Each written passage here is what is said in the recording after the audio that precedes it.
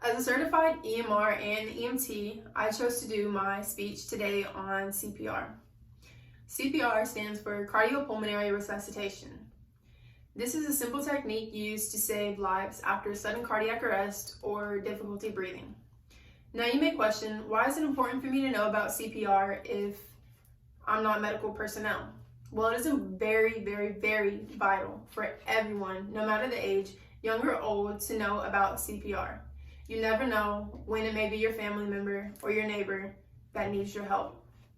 Nearly 1,000 people die a day from cardiac arrest, but with your help, we can significantly reduce those numbers with you having the skills of CPR.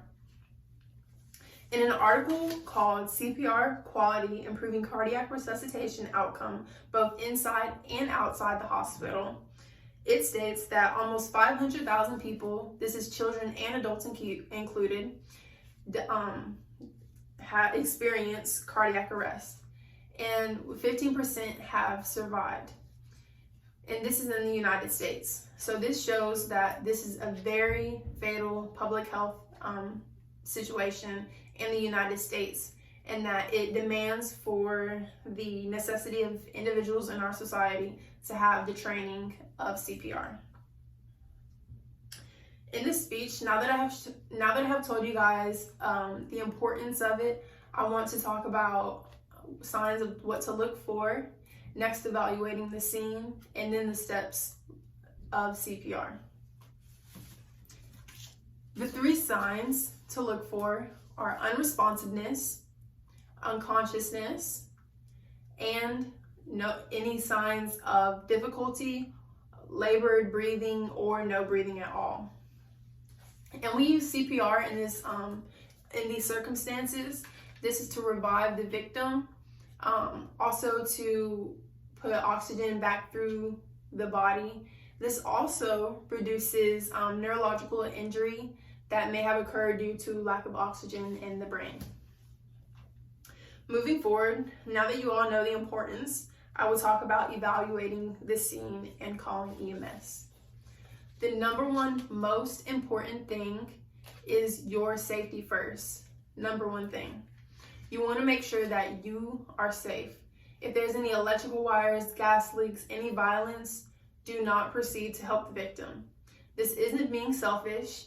This, in fact, helps the ambulance, because when they come, they don't need to be working with 2 victims. So you want to help them keep the victim number to a minimum. Next, once you've determined that the scene is safe, you want to ensure that the patient or the victim is safe as well. If they aren't, you can drag them to a safe place and then proceed in calling 911. You can get a bystander to call 911 for you, or if you're by yourself, you can call 911 yourself. And also an important thing is to remain calm at all times.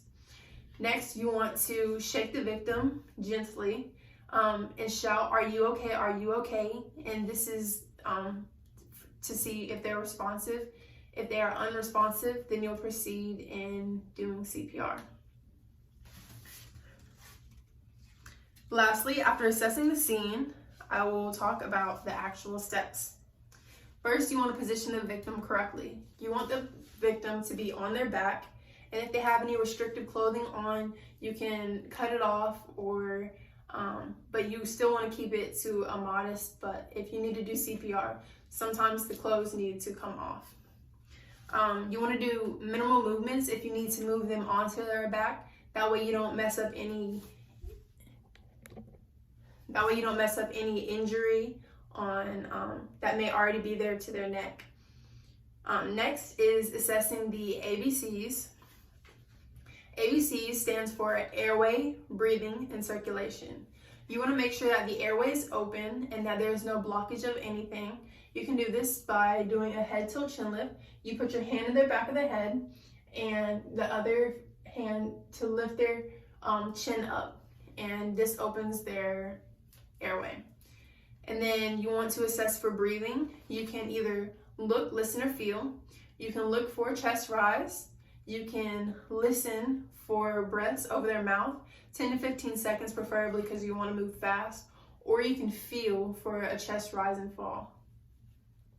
Next, their circulation. You can check for circulation at their wrist or their neck. If there are no signs of breathing or circulation, you want to proceed immediately in CPR. So also, if you feel comfortable with these steps, whether it be your family, most people are comfortable doing it with their family. You can do mouth-to-mouth resuscitation, but this is not necessary.